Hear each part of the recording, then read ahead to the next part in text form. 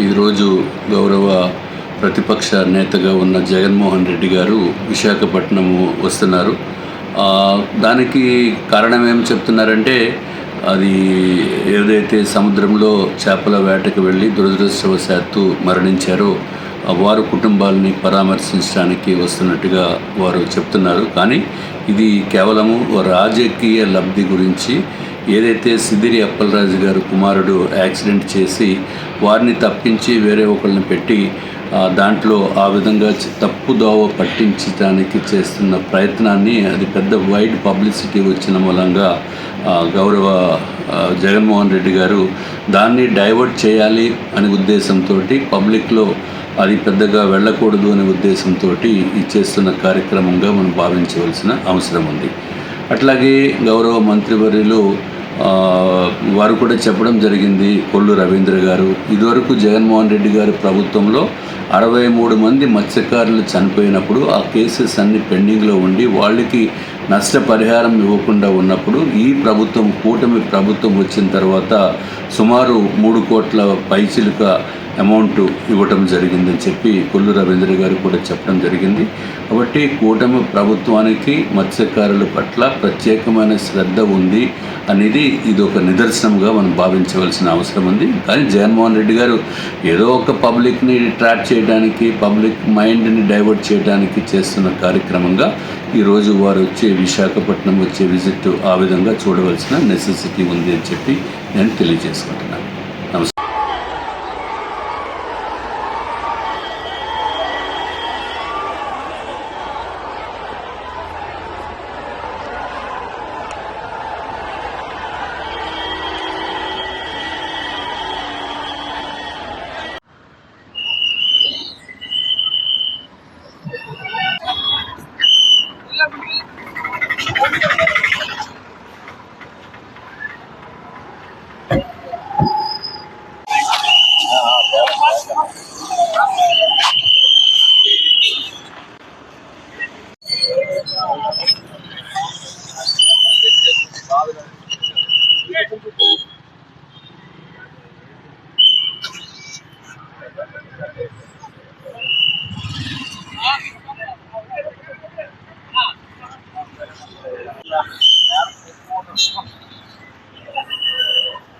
అది అచ్చికి అప్పుడు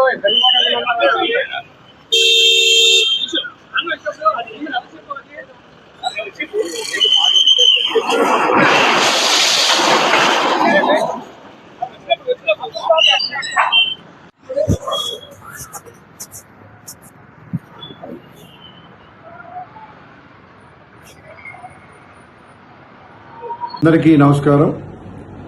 పలాసలో బీసీ వర్గానికి చెందినటువంటి గొర్రెల కాపరి దానయ్య మృతి అత్యంత విషాదకరం. బాధ్యులు ఎవరైనా సరే రాజకీయ ప్రభావాలకు అతీతంగా కఠిన చర్యలు తీసుకోవాలని చెప్పేసి మేము కోరుతూ ఉన్నాం. ముఖ్యంగా ఈ సంఘటనలో ప్రజలలో చర్చ జరుగుతున్న సమయంలో జగన్మోహన్ రెడ్డి గారు రాజకీయ నాటకాలు ఆడుతూ ఇవాళ మన విశాఖపట్నం పర్యటన, ఆ పర్యటన చెప్తా ఉన్నారు. సో ఈ రాజకీయ నాటకాలు ఆపి ఇప్పటికైనా సరే బాధితులకి సకాలంలో వైద్యం అందుంటే బతికుండే వాళ్ళు అని చెప్పేసి ఇవాళ ప్రతి ఒక్కరు కూడా చెప్తా ఉన్నారు. రాజకీయ నాటకాల కంటే బాధిత కుటుంబానికి న్యాయం చేయడం ముఖ్యమని తెలుసుకొని ఇప్పటికైనా తనలో మార్పు రావాలని చెప్పేసి మేము కోరుకుంటున్నాం. దాన్ని ఏదైతే ఇష్యూ ఉందో, ఒక మంత్రి కొడుకు నిర్లక్ష్యంగా, మాజీ మంత్రి కొడుకు నిర్లక్ష్యంగా దాన్ని అతన్ని గుద్దేసి వెళ్ళిపోయి ఏరేవాళ్ళతో సెటిల్మెంట్ చేసి, ఏరేవో వ్యక్తిని అందులో పెట్టి సెటిల్మెంట్ చేసి ఆ 9 లక్షలు డబ్బులు ఇస్తామని చెప్పేసి ఒక అగ్రిమెంట్ చేసుకుని ఇవాళ ఆ ప్రాణానికి 9 లక్షలు ఇల్లు కడితే ఇక్కడికి వచ్చి 10 లక్షలు కాదు కోట్లు ఇవ్వాలని చెప్పి డిమాండ్ చేస్తున్నామంటే నీ రాజకీయాలు, మీ కుట్రలు ఏంటో ప్రజలు గమనిస్తా ఉన్నారు. గత 5 సంవత్సరాలు మీ పరిపాలనలో భూ కబ్జాలు, ల్యాండ్ మాఫియాలు, ఈ రకరకాల హింస పెట్టి ప్రజల్ని, ఇప్పుడేమో పర్యటనలు చెప్పేసి మతాల మధ్య, కులాల మధ్య, లేకపోతే ఏదో చేసేసి రాష్ట్రాన్ని అల్లకొల్లాలను చేయడం చూస్తా ఉన్నారు. ఇప్పటికైనా మీలో మార్పు రావాలని చెప్పేసి ప్రజలు కోరుకుంటున్నారు. ఈ నాటకాలు ఆపి ఆ జరిగినటువంటి అన్యాయం మీద స్పందిస్తే బాగుందని తెలియజేస్తున్నాం. ముఖ్యంగా ప్రస్తుతం జరుగుతున్న రాజకీయాల్లో వైసీపీ వైఖరి చాలా వింతగా ఉంది. ఎందుకంటే పలాసలో దానయ్య అనే వ్యక్తి గొర్రెల కాపరి, అతను బలహీన వర్గాలకు చెందినవాడు. అలాంటి ఆయన మృతి చెందితే దాన్ని కూడా డైవర్షన్ పాలిటిక్స్ చేస్తూ రాజకీయాలని వికృత చేష్టలతో పరామర్శల పేరుతో రాజకీయ కుట్రలు చేస్తున్నారు. దీని మీద ఉన్న శ్రద్ధ ఆ గొర్రెల కాపరి దానయ్యని కాపాడడంలో అతను సకాలంలో హాస్పిటల్కి తీసుకెళ్లి ఉంటే దీని మీద ఉండే దృష్టి చాలా చక్కగా అతను బయటపడేవాడు ప్రాణాలతో అని అందరూ అనుకుంటున్నారు. అక్కడ ఎంత నికృష్టంగా ఉందంటే అలాంటి దుర్ఘటన చేసి కూడా అతను కాపాడాలనే ఉద్దేశం లేదు, ఓదార్చాలనే ఉద్దేశం లేదు. తగుదనమ్మంట పడవ ప్రమాదంలో ప్రభుత్వం ఆదుకుని ఎన్నడూ లేని విధంగా 5 సంవత్సరాలకి 7 సంవత్సరాలకి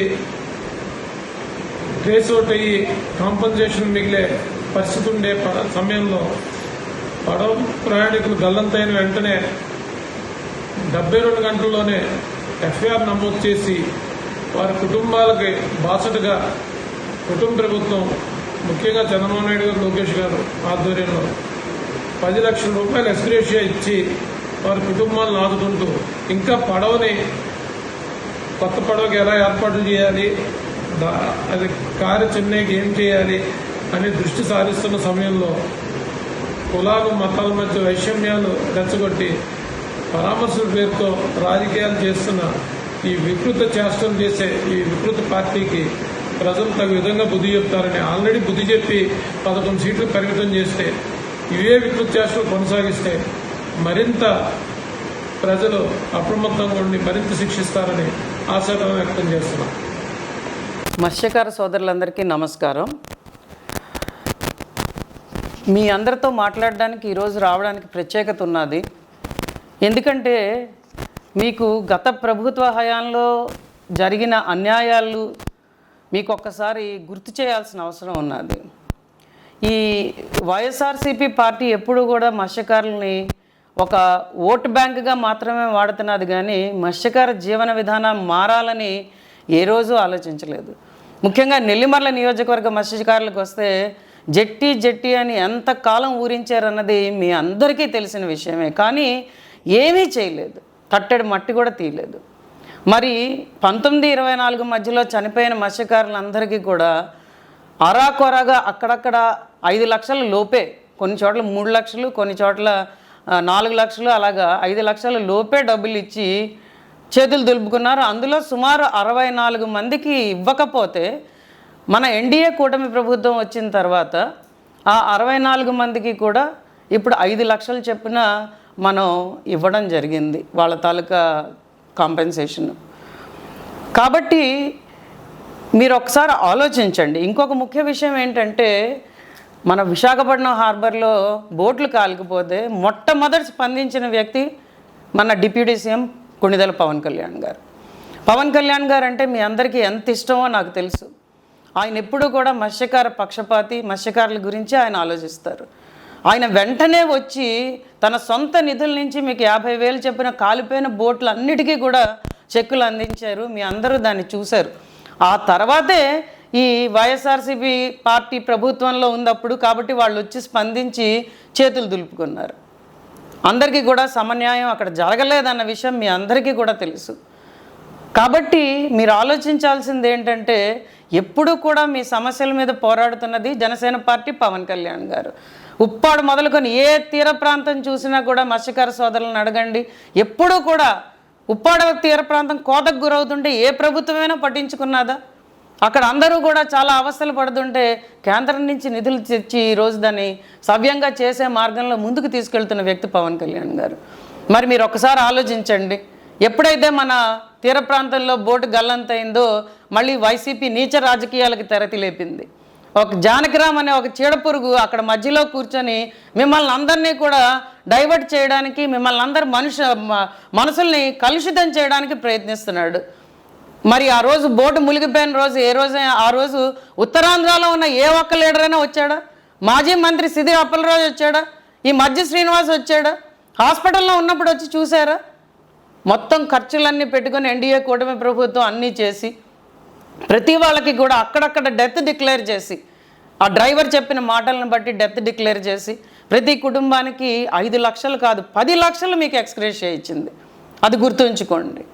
మరి ఎన్డీఏ కూటమి ప్రభుత్వం మంచిదా, లేకపోతే గత ప్రభుత్వంలో మిమ్మల్ని మోసం చేసి ఇప్పుడు మొసలి కన్నీరు కారుస్తున్న ఈ వైసీపీ నీచ రాజకీయ పార్టీ మంచిదా? మీరు ఆలోచించండి, ఒక్కసారి ఆలోచించి నిర్ణయాలు తీసుకోండి. ఎందుకంటే నాకు కొన్ని విషయాలు నా దగ్గరికి వస్తున్నాయి. ఈరోజు కూటమి ప్రభుత్వం మీ కుటుంబాలను ఇంకా ఎలా ఆదుకోవాలని ఆలోచిస్తుంటే మిమ్మల్ని పక్కదారి పట్టించి, మిమ్మల్ని ఉసిగొల్పి ధర్నాలు చేయించి మీ చేత అన్ని చెత్త పనులన్నీ చేయిస్తున్నారని నా దృష్టికి వచ్చింది. నేను చెప్తున్నాను, పవన్ కళ్యాణ్ గారి నాయకత్వంలో లోకం మాధవి నెల్లిమర్ల నియోజకవర్గ ఎమ్మెల్యే ఎప్పుడు కూడా మన మత్స్యకారుల గురించి ఆలోచిస్తుంది. మోంతా తుఫాన్లో మీరు చెప్పిన మాట విన్నాం, మిమ్మల్ని అందరినీ ఆదుకున్నాం. ప్రతి విషయంలో కూడా ఎప్పుడైనా మత్స్యకారు కుటుంబాలు తల్లడిల్లు అంటే మేము ముందుంటాం. అలాగే జనసేన క్రియాశీల సభ్యత్వాలు తీసుకున్న కొందరు మన మత్స్యకారులు చనిపోతే వాళ్ళకి ప్రత్యేకంగా వచ్చి చెక్కులు అందించిన ఘనత కూడా ఈరోజు పవన్ కళ్యాణ్ గారిది, జనసేన పార్టీది. మరి మీరు అవన్నీ గుర్తుంచుకొని ఖచ్చితంగా మసలుతారని ఈరోజు మీ దగ్గర మళ్ళీ నీచ రాజకీయాలు చేయడానికి వైఎస్ఆర్సీపీ ప్రబుద్ధులు అందరూ కూడా జగన్మోహన్ రెడ్డి హయాంలో వస్తున్నారని తెలిసింది. కాబట్టి మరొక్కసారి మీకు చెప్తున్నాను, మళ్ళీ మోసాలకి గురవ్వకండి. ఏదైనా మీకు మంచి జరుగుతుందంటే అది ఖచ్చితంగా ఎన్డీఏ కూటమి ప్రభుత్వంలోనే జరుగుతుందని మీ అందరికీ తెలియజేస్తున్నాను. జై ఎన్డీఏ.